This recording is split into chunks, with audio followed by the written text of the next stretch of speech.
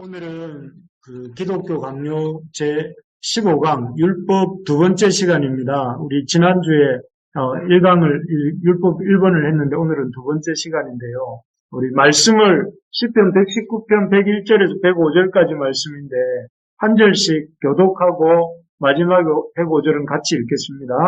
내가 주의 말씀을 지키려고 발을 금하여 모든 악한 길로 가지 아니하였사오며 주의 말씀이 내게 어찌 그리 단지요 내 입에 꿀보다 더하니라. 주의 분도로 인하여 내가 명철교에 되었으므로 모든 거짓된 일을 미워하나이다. 주의 말씀은 내 발에 내 길에 비치니이다. 비치니이다. 아멘. 예. 오늘은 율법에 대해서 지난주에 이어서 말씀을 잠깐 나누겠습니다. 우리는 지난주에 그 중보자가 되시는 그리스도, 우리의 그 연약함과 또 우리의 죄로 인한 오염과 부패로 인해서 우리가 구원에 도달할 수 없는 우리를 이렇게 구원하시기 위해서 기름을 부으신 이가 있는데 그분이 바로 그리스도, 중보자란 말이 기름 부음 받았다 이런 뜻이잖아요.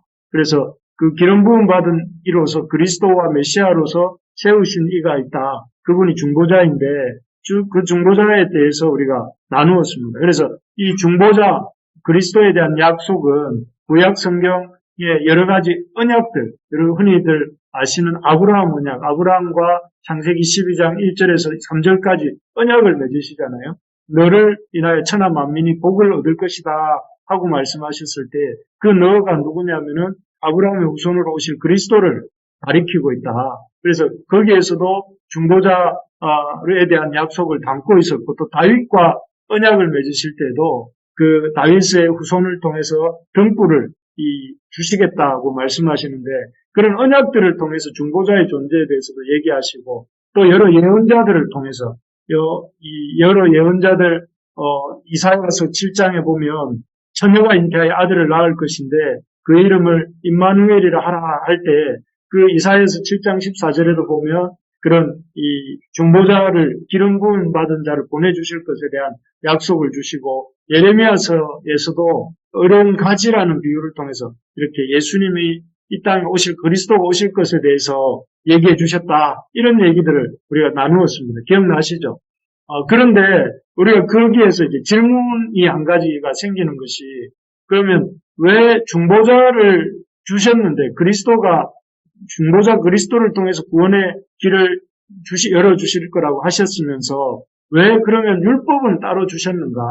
중보자가 있다면 중보자를 통해서 구원해 주시면 되는데 굳이 또 율법 모세를 통해서 시내산에서 율법을 주신 이유가 무엇인가? 이게 우리가 지난주 나누었습니다. 그러면서 율법을 주신 목적들을 우리가 지난주 살펴보기를 이 율법은 구원의 방편으로 주신 것이 아니다. 율법에 대해서 쭉 얘기를 하면서 율법은 우리가 그 율법을 지켜 행함으로 구원을 얻게 하기 위해서 주신 게 아니다. 왜냐하면은 이 율법을 다 지킬 수 있는 사람은 아무도 없기 때문에 그렇다 이렇게 말씀을 드렸습니다. 율법을 제대로 하나도 안 어기고 다 지킨다면 구원을 얻을 수 있겠죠. 그런데 그 율법을 다 지킬 수 있는 사람은 아무도 없기 때문에 사실은 율법으로 구원을 얻을 수 있는 사람은 없습니다. 예를 들어서 십계명이 있지 않습니까? 십계명 중에 제1계명이 뭐죠? 나 외에 다른 신이 있게 말라고 했지 않습니까? 그런데 그 다른 신이 있게 말라고 하셨지만 사람들이 이스라엘 역사를 보면 이스라엘 역사 속에서 끊임없이 북이스라엘이 이렇게 아수르에 의해서 망하고 남유다가 바벨론에 의해서 망했던 그 이유가 무엇이었습니까? 그들이 끝없이 우상을 섬기다가 바알과 아세라를 섬기고 또 이렇게 시리아의 신들을 섬기고 또 바벨론 땅의 신들을 수입해서 섬기고 이런 것들을 섬기다가 결국은 그 하나님의 택감받은 아브라함의 후손이었지만 망하지 않습니까? 그걸 통해서 우리가 깨닫게 되는 것이 많은 계명이 있지만 많은 계명을 차치하고 10계명 중에 제1계명도 잘 지키지 못하는 게 우리다 하는 것을 보게 되는 것이죠. 그래서 오늘날도 사실 이 10계명 중에 1계명을 놓고 본다면 지킬 수 있는 사람들이 별로 없습니다. 1계명뿐만 아니라 예를 들어서 제9계명에 내 이웃에 대하여 거짓 증거하지 말라 이런 계명이 있는데요. 이런 계명만 해도 우리가 얼마나 지키는가. 우리가 사실 요즘 뭐 잘 안 보지만 가끔가다 정치 뉴스를 이렇게 한 번씩 보면 정치인들이 TV에 나와서 하는 말 중에 보면 다른 사람들을 좋게 말하는 경우가 거의 없습니다. 내 이웃에 대해서 있는 말도 좋은 것은 다 빼버리고 그 상대방의 약점이나 흠을 잡아가지고 이렇게 이 비난하고 비판하는 이런 모습들을 참 많이 보고 있어서 그런지 모르겠지만 우리 국민들도 다른 사람을 좋게 말을 잘 안 하는 것 같아요. 이런 것들을 보면 내 이웃에 대하여 거짓 증거하지 말라 이런 계명도 참 우리가 이렇게 잘 인간들이 지키지 못하는 게 아닌가 하는 것을 깨닫게 됩니다. 그래서 우리가 이런 1계명과 9계명만 살펴봤지만 이 2계명만 살펴봐도 우리가 계명을 지켜서 구원을 얻을 수 있는 존재는 아니구나. 그래서 율법이라는 것은 하나님 우리에게 구원 얻는 방편으로 주신 것이 아니라 그러면 이 아니구나 하는 걸 깨닫게 되죠. 그렇다면 왜 하나님이 그럼 우리에게 이런 율법을 주셨는가? 율법을 주신 목적에 대해서 그 갈라디아서 3장 24절에서 이렇게 말씀합니다. 이같이 율법이 우리를 그리스도에게로 인도하는 몽학 선생이 되어 우리로 하여금 믿음으로 말미암아 어렵다함을 얻게 하려 함이니라. 여기서 율법은 몽학 선생이다 이렇게 바울이 갈라디아서에서 말하고 있습니다. 몽학이라 하면 이 몽자가 뿡몽자가 아니고요. 어리다 할 때 몽입니다. 여러분 이율곡이 쓴 경몽여결 이런 책 제목 들어보셨잖아요. 경몽이라는 건 어린 아이들을 일깨워서 꼭 가르쳐야 될 어떤 중요한 진리 이런 말을 경몽요결이라 하거든요. 그런 것처럼 여기서 몽학 선생이라는 말은 어린 아이들을 가르쳐서 깨우쳐주는 선생님, 그걸 몽학 선생이라고 해요. 그래서 몽학 선생을 율법은 몽학 선생이라고 하는 것은 이 사람들을 가르쳐서 깨우치는 것이 율법의 역할이라는 거죠. 그래서 율법은 어떤 역할을 하느냐면은 율법은 이 사람으로 하여금 내가 하나님 앞에 어려워질 수 없는 존재구나 하는 것을 깨닫게 하고 그래서 그런 자신에 대한 이 죄인이라는 사실을 깨닫게 함으로써 하나님 앞에 그리스도 앞에 중보자 되신 그리스도 앞에 나를 갈망하고 그분 앞에 나아가게 만들어서 나중에 그 그리스도를 우리 마음속에 맞아들일 수 있도록 도와주는 것이 율법이다 하는 것입니다. 그래서 율법과 그리스도와의 관계를 우리 책에 제가 우리 카톡방에 올렸는데 교재에 보면 이렇게 설명합니다. 율법과 그리스도는 어떤 관계가 있는가 여기 좀 길게 쓰여 있는데 다 읽을 수는 없고 빨간색 글씨로 제가 읽어보겠습니다. 율법은 우리가 불의하다는 것을 명백하게 드러낸다.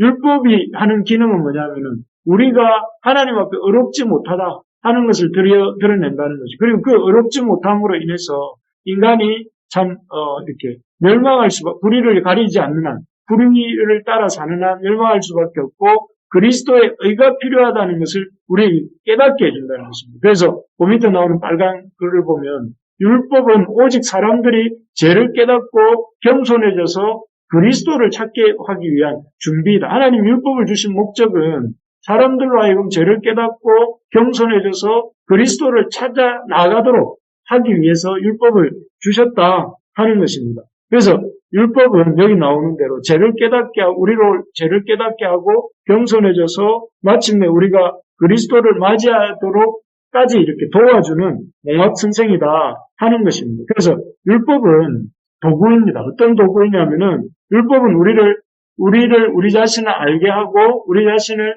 그리스도에게로 나가게 만들어주는 그렇게 도와주는 그런 하나님이 쓰시는 도구다 하는 것이죠. 그래서 이 율법을 근데 이제 우리가 이 율법에 대해서 마치 이 율법을 자기가 많이 지키면 그만큼 많이 율법의 원래 목적이 죄를 깨닫는 것임에도 불구하고 율법을 자기가 이렇게 많이 행하면 자기 의가 많아진다고 스스로 생각하는 경향이 있습니다. 그게 대표적으로 예수님 오실 때 바리새인들이잖아요.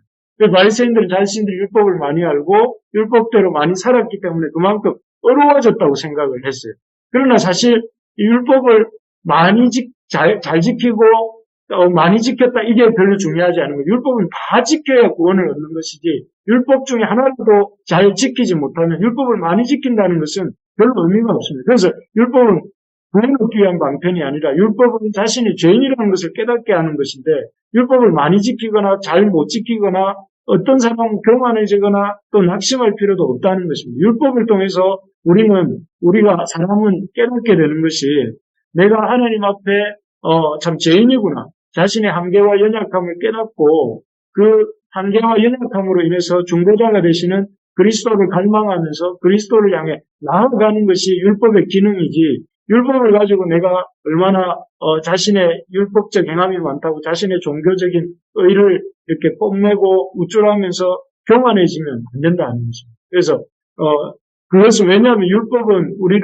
우리가 어떤 상태에 있는가를 깨닫게 해주기 위해서 주신 것이지, 그런 율법을 통해서 구원을 얻는 사람은 아무도 없기 때문에, 아무리 대단한 종교 지도자를 할지라도 율법을 지켜서 구원에 이룰 수 있는 사람은 아무도 없기 때문에 그렇습니다. 그래서 또 반면에 내가 율법을 많이 못 지키고 하나님 말씀대로 못 살았다고 해서 위축되거나 낙심해서도 안 된다는 것입니다.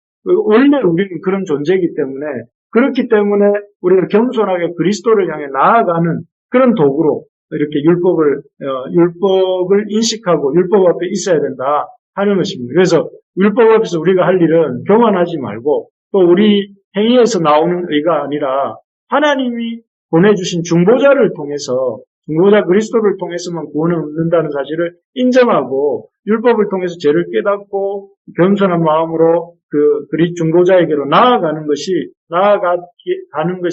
이 율법을 바르게 대하는 우리의 태도다 할 수 있습니다. 그래서 우리가 어떤 율법적 크리스찬이 되지 않도록 뭔가를 내가 했다는 것으로 자기 의가 되지 않게 해야 되겠고, 또 그것을 다른 사람을 판단하지 말아야 되겠고, 또 내가 율법적으로 약간 부족하다고 해서 내가 그것으로 인해 스스로 정죄하거나 스스로 뒤로 위축되지 말고, 오히려 그럴수록 예수님께로, 중보자이신 예수님께로 나가는 우리가 돼야 된다 하는 것입니다. 그렇다면 이렇게 율법이 우리를 그리스도에게로, 우리의 상태를 깨닫게 해서 그리스도에게로 나아가게 하는 그런 기능을 어떻게 하는가? 율법이 우리를 이게 죄를 깨우쳐 중보자에게로 나아가게 하는 율법의 기능 첫 번째가 거울의 기능이라고 했습니다. 거울은 우리 자매님들 여기 계시지만 또 형제님들도 계시지만 하는 일이 무엇입니까? 우리의 얼굴이 어떤 상태인가, 나의 외모가 어떤 상태인가 하는 것을 깨닫게 해주는 것 아니겠습니까? 그래서 지난주에 5번 문항에서 이렇게 말을 했습니다. 여기 보면 거울의 기능을 이렇게 말합니다. 마치 거울을 통해 얼굴에 묻은 더러움을 보는 것과 같다 이랬지 않습니까? 우리가 거울을 통해 얼굴에 묻은 더러움을 보는 것처럼 율법은 거울과 같다. 그래서 우리의 무력함과 거기서 파생되는 죄악을 보게 한다. 율법을 통해서 우리는 우리 자신이 얼마나 이 무력한 존재인지를 보게 되고, 그래서 그런 우리의 무력함을 통해 그것에 대해서 우리가 하나님 앞에 나 자신을 깨닫게 해주는 그런 기능이 율법의 기능이라는 것입니다. 그래서 우리가 믿는 우리로 하여금 자신의 영적인 무능력과 부족함을 깨닫고 그리스도에게로 나아가야 되겠구나 하는 것들을 이렇게 알게 하는 이런 역할이 율법의 역할입니다. 그것이 지난주에 우리가 나눈 것인데, 이런 율법의 두 번째 기능부터 이제 오늘 우리가 새로 배우는 내용인데요. 죄를 깨우쳐서 중보자에게 나아가게 하는 율법의 두 번째 기능은 무엇이냐면, 여기 말이 있습니다. 말 앞에 뭔가 이렇게 장비가 이렇게 걸쳐져 있는데, 저걸 뭐라고 합니까? 굴레라고 하지 않습니까?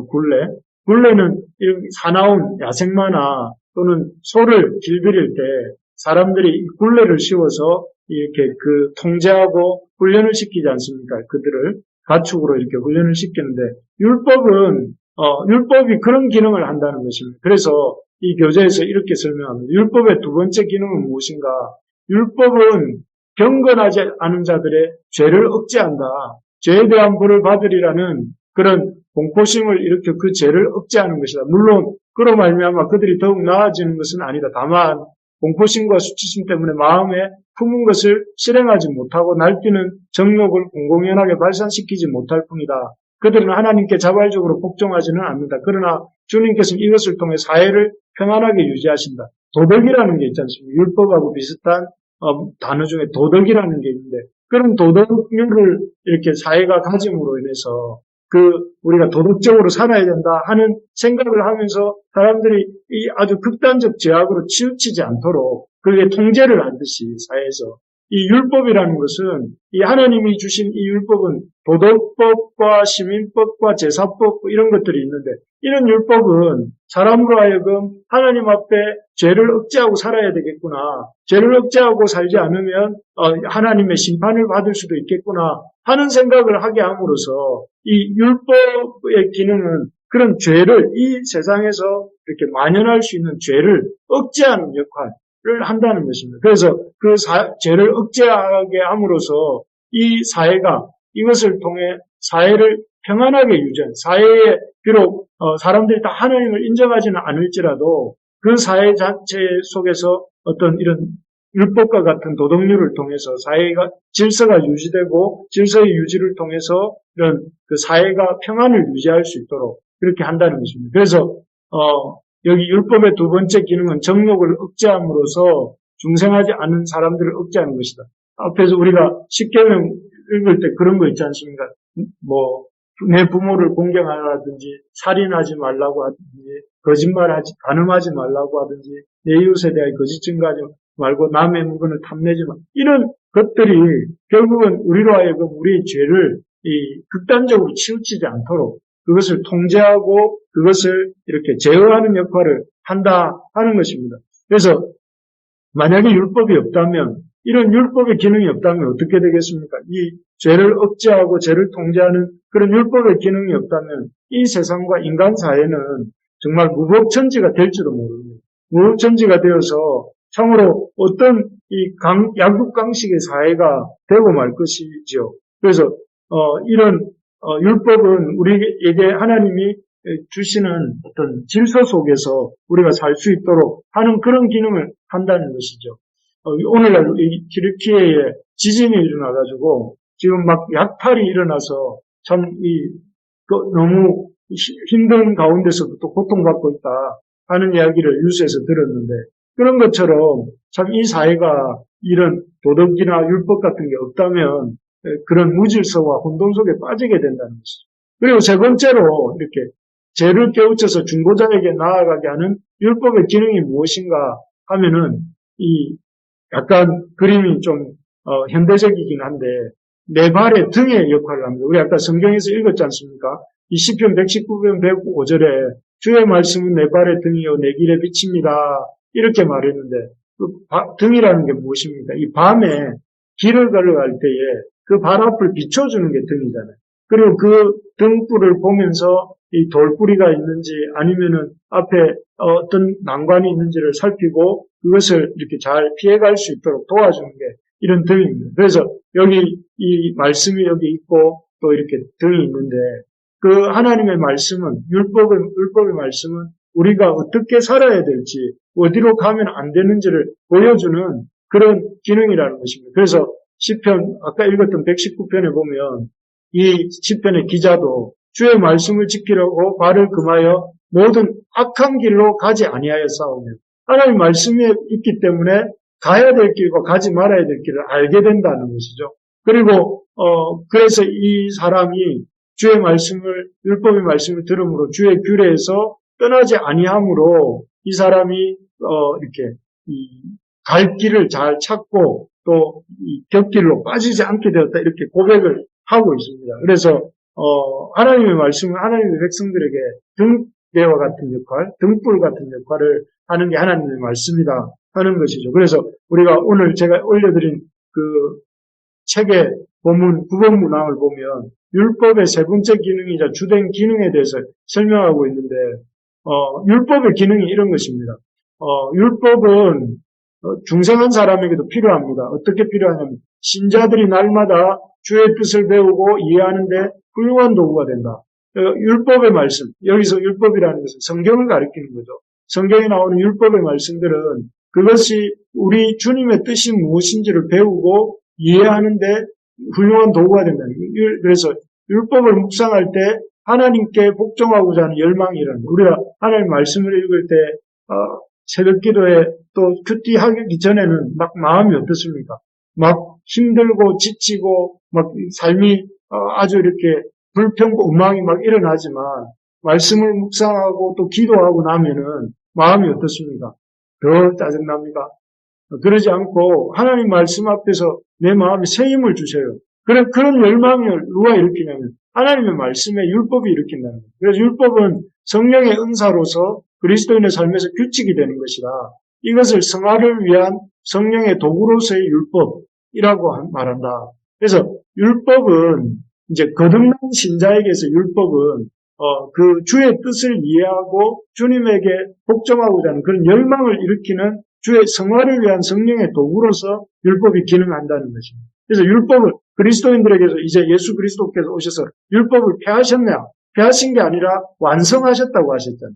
그래서 율법이 믿는 사람에게는 필요 없는 것이 아니라 믿는 사람들을 하나님의 뜻을 아는 지혜와 지식 안에서 자라도록 힘을 북돋아주는 등불과 같다. 이렇게 말을 합니다. 그러면서 신자에게 이런 율법은 하나님의 뜻을 배우는 중요한 역할을 한다는 그런 기능이 있고요. 또 한 가지는 율법의 기능이 신자에게 어떤 가르침을 주면 신자에게는 윤리적인 가르침을 위한 공정한 생활의 표준이 필요하다.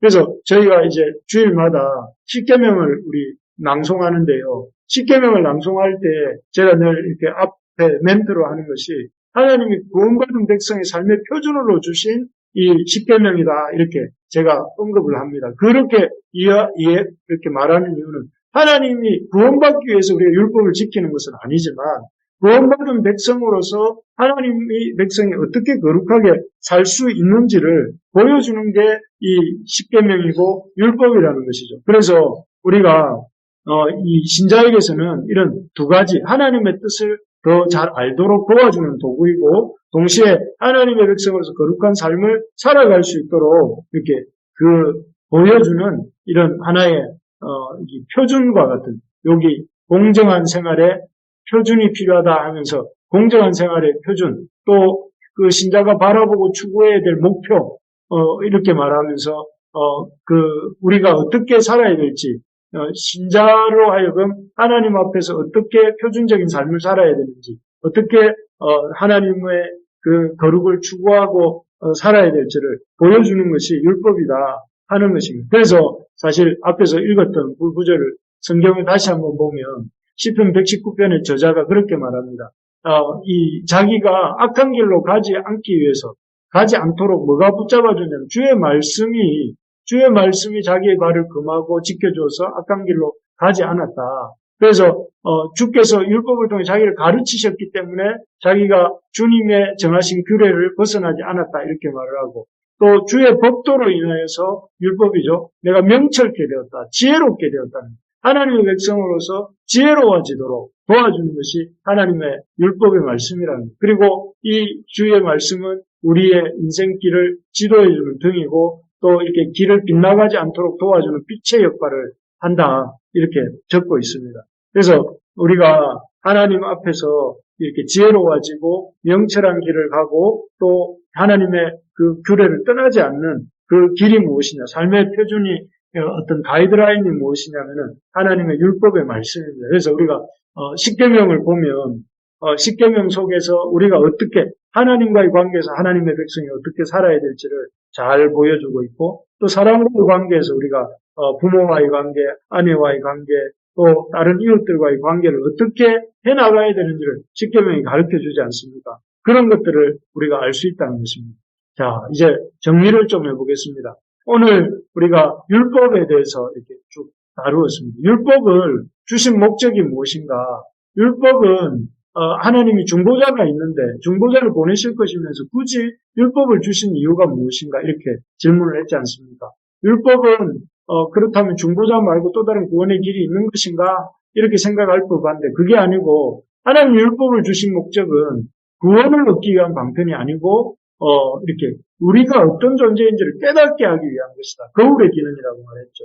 그래서 우리의 거울을 통해서 이 율법이라는 거울을 통해서 우리의 영혼의 상태, 우리의 내면의 상태를 알게 된다는 것이죠. 그래서 우리가 하나님의 백성으로서 하나님의 말씀을 보면서 또 어떻게 살아야 될지를 이 성경을 통해 들을 때에 그것이 우리의 어떤 종교적인 의나 우리가 그런 종교적인 의를 싸움으로 구원을 얻기 위해서 성경을 보고 어떤 행위를 하는 것이 아니고 그것을 통해서 우리의 연약함을 느끼고 예수 그리스도께로 나가기 위해서 그런 것들을 배운다는 것이죠. 그래서 두 번째가 무엇이었냐면 율법을 통해 우리에게 하나님 원하시는 중보자 그리스도에게로 나아가도록 우리를 이 율법을 주셨다는 것입니다. 그래서 율법을 우리가 잘 못 지켰든지 또는 율법을 잘 지켰다는 표현이 맞지 않지만 어쨌든 아주 종교적으로 살면 율법을 잘 지켰다고 사람들이 착각을 합니다. 그렇다 할지라도 그런 율법을 잘 지켰다고 생각하거나 잘 못 지켰다고 생각해서 구원을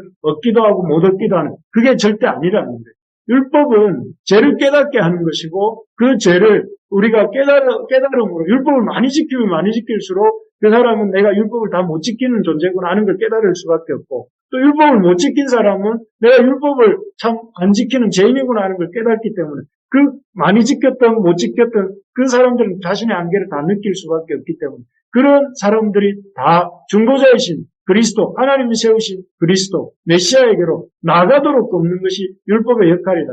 그래서 율법을 좀 많이 지킨 종교생활을 오래 한 사람이라고 해서 자기 의에 잡혀서 다른 그렇지 못한 사람들을 정죄해서도 안 되고 또 율법을 잘 못 지켰다고 스스로 방탕하다고 생각하면서 낙심하여서 이렇게 실족하는 것도 그 율법을 주신 목적이 아니에요. 오히려 그런 자신의 연약함 때문에 중보자인 그리스도에게로 나아가는 것이 그것이 율법의 다른 목적을 깨닫는 것이죠. 그래서 우리가 여기 앉아있는 우리 모든 성도님들 또 이렇게 우리 율법을 통해서 우리가 발견해야 될 분은 그리스도라는 것이죠. 그래서 그런 것들을 깨닫게 되는 것이고 세 번째로는 율법을 통해서 우리가 제시해준 거룩한 삶을 살고자 힘써야 된다 하는 것입니다. 그래서 율법은 앞에서 두 가지 역할을 한다고 해서 믿는 사람에게 첫째는 하나님의 뜻을 잘 알아가도록 돕는 것이고 두 번째는 하나님의 뜻을 잘 알아서 지혜롭게 살도록 하는 것이라면 두 번째는 하나님이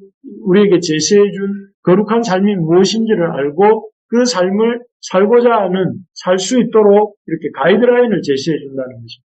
그래서 우리가 사실 성경을 구약을 열심히 읽지 않습니까? 중보자에 대해서 알려고 하면은 신약만 읽어도 될 것 같은데 우리가 굳이 구약의 말씀도 읽고 모세오경도 읽고 지금 우리 교회에서 민수기를 읽고 있는데 그런 것들을 읽는 이유가 무엇입니까? 우리가 참 요즘 성막 중심으로 이 하나님의 백성들이 진을 치고 모세의 아론의 세 아들 보압과 무라리와 또 이런 게르손 자손들이 성막 주변에 진을 치고 그 또 주변에 남쪽, 동쪽, 서쪽, 북쪽에 각각 지파들이 진을 치고 이렇게 살도록 하신 이유가 무엇입니까? 그것을 통해서 우리가 하나님의 임재를 중심에 두고 인생을 살아야 된다 하는 걸 보여주는 거잖아요.